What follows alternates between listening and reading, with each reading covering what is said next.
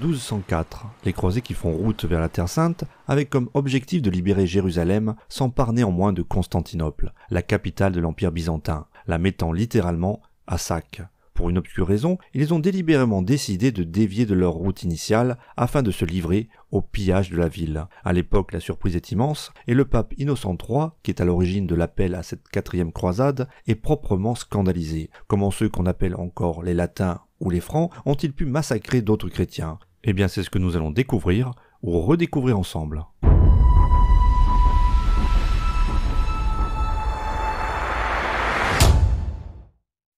Tout débute avec l'appel à la croisade du pape Innocent III. En effet, nombreux sont ceux qui ont répondu à l'appel du souverain pontife, et ce malgré de nombreuses réticences, celle-ci étant principalement due à l'échec de la précédente expédition en Terre Sainte, menée conjointement par les rois Philippe Auguste et Richard Cœur de Lion, ainsi que par l'empereur germanique Frédéric Barberousse. Suite à cet appel, des émissaires à l'instar du champenois Geoffroy de Villardouin sont dépêchés dans des villes-États telles que Venise ou Gênes, afin de négocier un contrat de transport jusqu'en Égypte.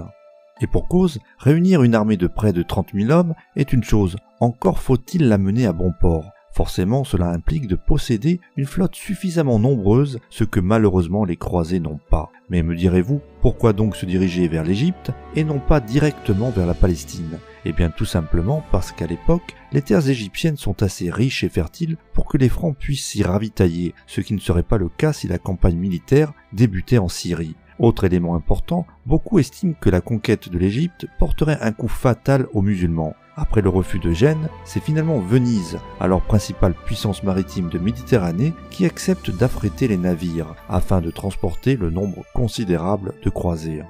En amont, les négociations ont été âpres, et le dirigeant vénitien qui porte le titre de Doge, un certain Enrico Dandolo, s'est montré intraitable. Bien qu'âgé de près de 90 ans, il n'en reste pas moins un habile négociateur. Dans un premier temps, il refuse même le départ des navires, exigeant le versement par les croisés de la totalité du montant prévu, soit 85 000 marks d'argent, une somme considérable que ces croisés sont loin de posséder. Et pour cause, l'armée franque, réunie sur le Lido de Venise, s'avère être au final beaucoup moins nombreuse que prévu. Contre toute attente, le vieux dirigeant vénitien accepte de reporter la dette, mais à une seule condition, celle de reprendre le port de Zara, une ville située en Dalmatie, ancienne possession vénitienne passée sous domination du royaume de Hongrie. Un accord est donc scellé, même si de nombreux croisés refusent catégoriquement de s'attaquer à d'autres chrétiens. C'est le cas entre autres de Simon IV de Montfort, qui préfère carrément abandonner la croisade et rentrer chez lui. Toutefois, cela n'empêche pas la prise, mais également le saccage de la ville de Zara, qui comme prévu n'offre que peu de résistance aux croisés. Des croisés qui, suite à cet acte, seront excommuniés par le pape Innocent III. C'est le cas également des Vénitiens, même si le souverain pontife reviendra sur sa décision concernant les Francs pour ne pas porter préjudice à une expédition qui débute bien mal, celle-ci devant reprendre à présent son cours normal, direction l'Égypte. Cependant, c'était sans compter une rencontre décisive qui allait sceller définitivement le sort de cette 4e croisade, celle entre Boniface de Montferrat, à la tête de l'expédition, et un dénommé Alexis Ange. Ce dernier n'étant autre que le fils de l'empereur byzantin Isaac II Ange, déposé et enfermé par son propre frère Alexis III Ange dans une geôle de Constantinople quelques années plus tôt. Le prince fait alors une étrange proposition aux croisés. Il s'engage à payer leurs dettes envers Venise s'ils remettent sur le trône son père qui croupit dans une cellule rendu aveugle par son usurpateur d'oncle. De plus, il propose des troupes qui viendront garnir les effectifs de l'armée latine qui s'est sérieusement réduite suite aux nombreuses défections. Une offre alléchante donc que Boniface ne peut décidément pas refuser et qui permettrait d'augmenter considérablement les chances de reprendre Jérusalem aux musulmans. C'est ainsi qu'une nouvelle fois, la croisade est détournée de son chemin initial. Après une escale sur l'île de Corfou, les croisés et leurs 200 navires vénitiens prennent donc la direction du Bosphore. Bien que l'Empire byzantin connaisse un sérieux déclin en ce XIIIe siècle, il faut avouer que Constantinople garde tout son prestige et sa splendeur passée. De plus, les fortifications de la cité impériale sont réputées imprenables, à l'image de la fameuse muraille de Théodose, d'une épaisseur de près de 6 mètres et d'une hauteur atteignant les 12 mètres, le tout flanqué de près d'une centaine de tours carrées de 20 mètres chacune de haut. Autant dire que la mission s'avère des plus délicates. C'est pourquoi dans un premier temps, les croisés tentent de provoquer un soulèvement populaire, en présentant à la population le prince Alexis monté sur un navire. tentative qui échoue lamentablement, la ville restant fidèle à l'empereur en place, Alexis III Ange. Suite à cet échec, l'armée croisée doit finalement se résoudre à mettre le siège devant la cité impériale. Une attaque conjointe est organisée le 17 juillet 1203 avec les Vénitiens qui attaquent les remparts maritimes, plus vulnérables, tandis que les Francs de leur côté assiègent les murailles terrestres. Un double assaut payant puisque les armées croisées, moins nombreuses, mais mieux entraînées, réussissent à franchir les fortifications de la ville. Voyant la partie perdue, Alexis III prend la fuite, à la nuit tombée, abandonnant sa famille, mais emportant avec lui près de 1000 livres d'or. Peu importe, le prince Alexis et son père Isaac, qui retrouvent à cette occasion la liberté, sont les grands gagnants de l'opération. Non seulement ils récupèrent leur trône, mais ils évitent au passage un nouvel assaut des croisés, ainsi que le siège de Constantinople, la ville leur étant désormais interdite.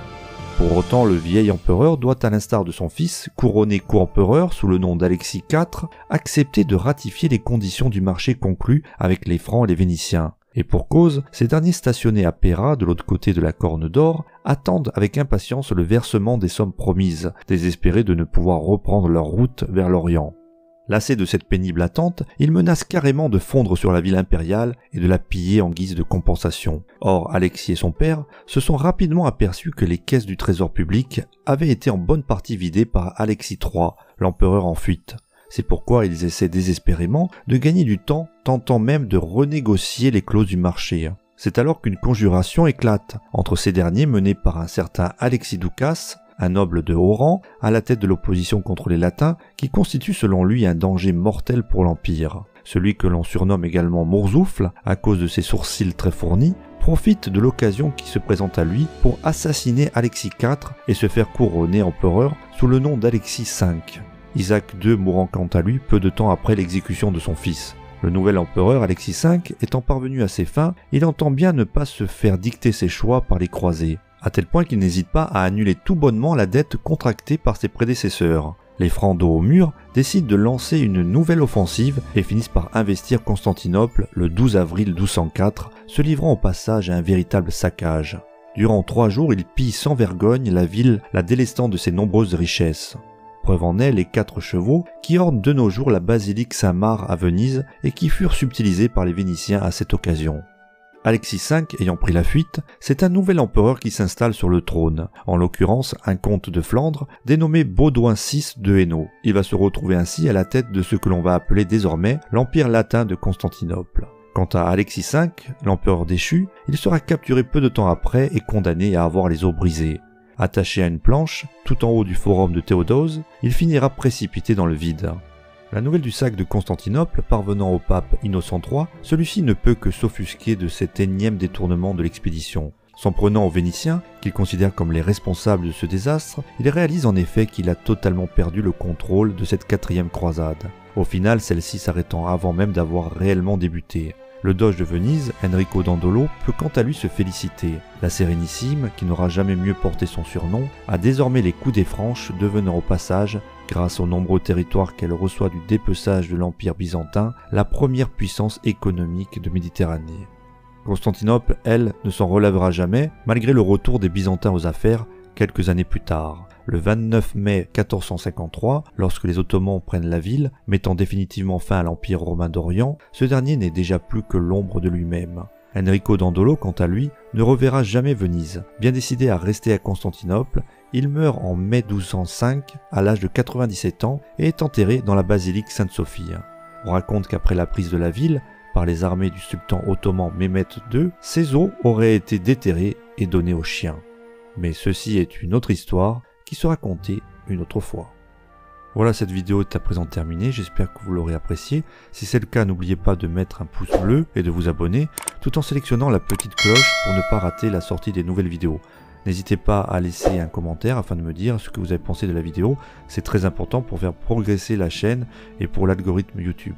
En attendant, je vous donne rendez-vous très prochainement pour une nouvelle vidéo sur Hérodoc, la chaîne Histoire. A bientôt.